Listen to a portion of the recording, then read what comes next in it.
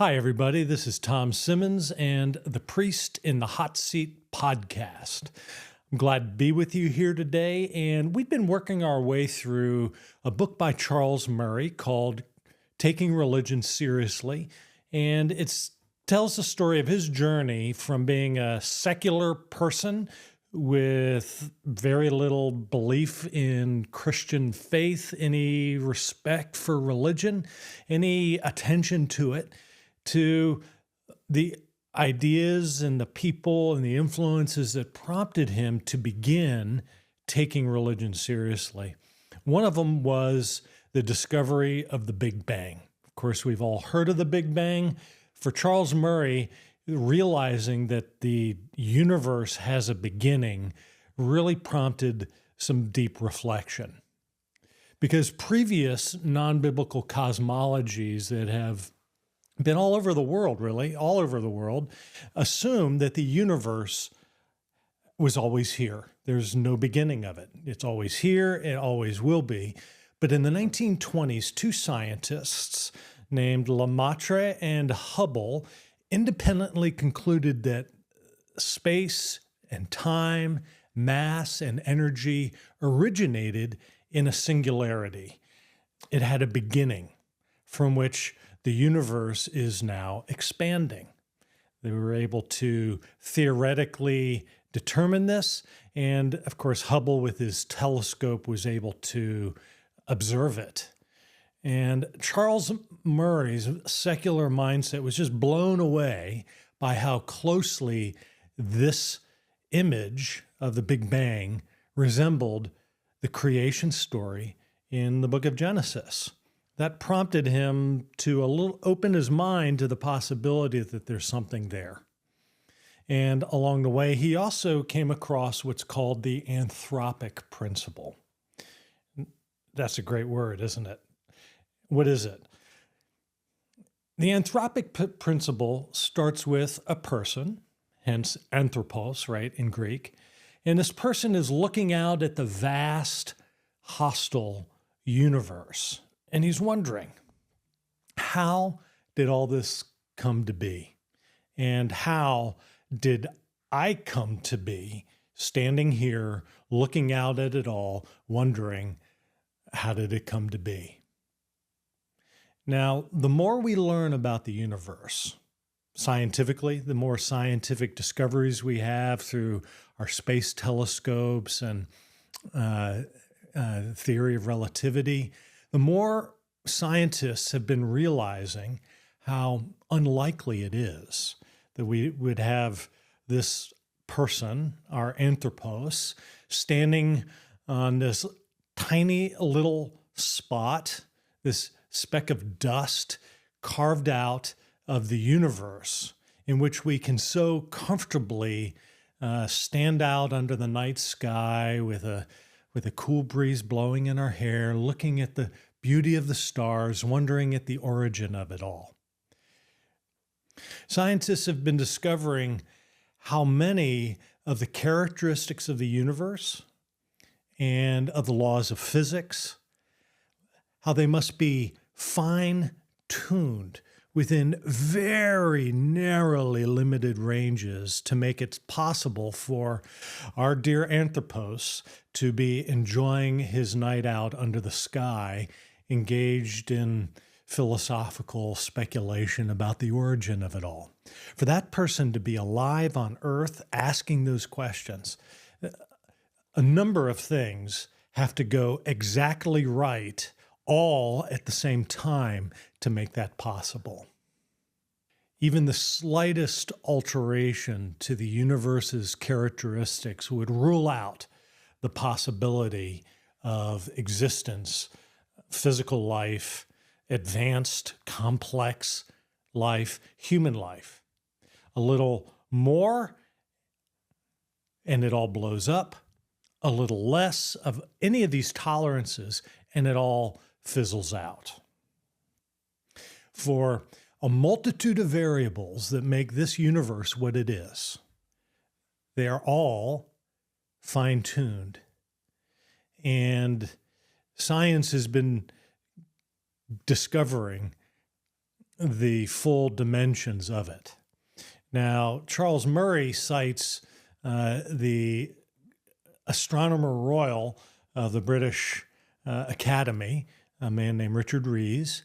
He wrote a book called Just Six, and just six numbers. These are the six universal constants that form the physical parameters of our universe. And then I have recently read a book by astrophysicist Hugh Ross that looks at Rees's book and he says, that's a modest sampling, six numbers, that's a good start. And Hugh Ross then identifies more than 140 others in his 2022 book, Designed to the Core. These 140 other variables within this universe, each has to be fine-tuned to be just so in order to work, to make life as we know it for Anthropos possible. He examines the universe at every level, and it's a fascinating journey he takes us on. He starts from the largest galactic structures, which he calls super clusters of galaxies, all the way down to the composition of the core of our planet Earth. To show that our neighborhood, where we live here on Earth, within our solar system, within our galaxy, is fine-tuned by someone to sustain complex human life that we take for granted. And he opens up with a quote from Neil deGrasse Tyson, who says, "The universe is a deadly place. At every opportunity, it's trying to kill us." All right, so that's what you'll see when you look out at the universe. In every region of the cosmos beyond our earthly, stratosphere, there are gravitational disturbances, there are supernova, there are gamma ray bursts, ultraviolet and X-ray sources, black holes, asteroids, comets, solar and stellar flares that can easily destroy us. Folks, if you like the Priest in the Hot Seat podcast, I ask you to do two things. One, send it to a friend, because that's how these things go viral. And two is, if you have a question that you'd like me to try to answer, then put it in the comment section below. Thanks, and I'm really glad to have you here. So it's a pretty bleak universe out there, isn't it? But the Anthropic principle provides a ton of scientific evidence of design, that it has been designed and fine-tuned from the largest structures to the most nearest and smallest for us. And Hugh Ross does that analysis of our cosmic neighborhood. He starts with the largest structures, super clusters of galaxies. He says they are organized as exquisitely fine-tuned cosmic webs of millions of galaxies each. He says that our particular part of the galactic neighborhood, our super cluster, quote, manifests extraordinary characteristics, all of them advantageous for the possible existence of life somewhere within. Astronomers see no other configuration of superclusters remotely like it. Now, each of these superclusters is composed of superclusters within it, each of which has like 10 to 100 galaxy clusters. Our supercluster is called the Laniakea cluster. That is a Hawaiian word for great sea. So our supercluster is like a great sea of stars. And Hugh Ross says it stands apart from all the other superclusters, unique in its shape and location of supermassive black holes, and its complete lack of what Hugh Ross calls supermassive black holes. So our Laniakea has no supermassive black holes, whereas the other ones do. How nice. That makes life possible here in our supercluster. Each supercluster is composed of clusters, and each cluster has a few hundred to 5,000 galaxies. And these are bound together by gravity. Ours is called the Virgo group. And each galaxy within this group is a system of stars and planets and gas and dust with over 100 million stars. That's how big a galaxy is. And of course, our galaxy is called the Milky Way, which Hugh Ross says, quote, possesses dozens of unusual and unique features important for advanced life, characteristics observed in no other galaxy among all those that have been carefully studied by astronomers. So again, ours is unique. Our little segment of this great galactic neighborhood is unique from all the others that we know about. Now, focusing within the Milky Way, so see the spiral of galactic arms, our own spiral arm neighborhood, Hugh Ross says, only one tiny region within the Milky Way galaxy has features that advanced life crucially depend upon. This safe zone is free of dangerous stars, star clusters, gas clouds, stellar mass black holes, and pulsars, end quote. So isn't that nice? Our spiral arm lacks any of these things. Now, our sun is on this Milky Way spiral, one of 400 billion stars in the Milky Way. And Dr. Ross says the sun appears unique. Among the hundreds of billions of stars in our galaxy, none possess all the specific features required for advanced life to exist within this planetary system. So each time we focus down, we see how unique our particular segment of the universe is. Our solar system is the only multi-planet system yet discovered with a planet population and a configuration of those planets that would allow for the possible existence of advanced life. These provide for ongoing development and sustenance of a large technologically and culturally sophisticated civilization within it. Research provides a ton of evidence that every one of our 8 planets in the solar system provide for the needs of advanced life here on Earth in some crucial way. And the same is true of the asteroid belt in our solar system. Ross summarizes all this when talking about our moon. He says, Earth's moon is unlike any other moon in the solar system or beyond. Its unique formation resulted in its huge mass, which is far greater than that of any known moon relative to the mass of the host planet.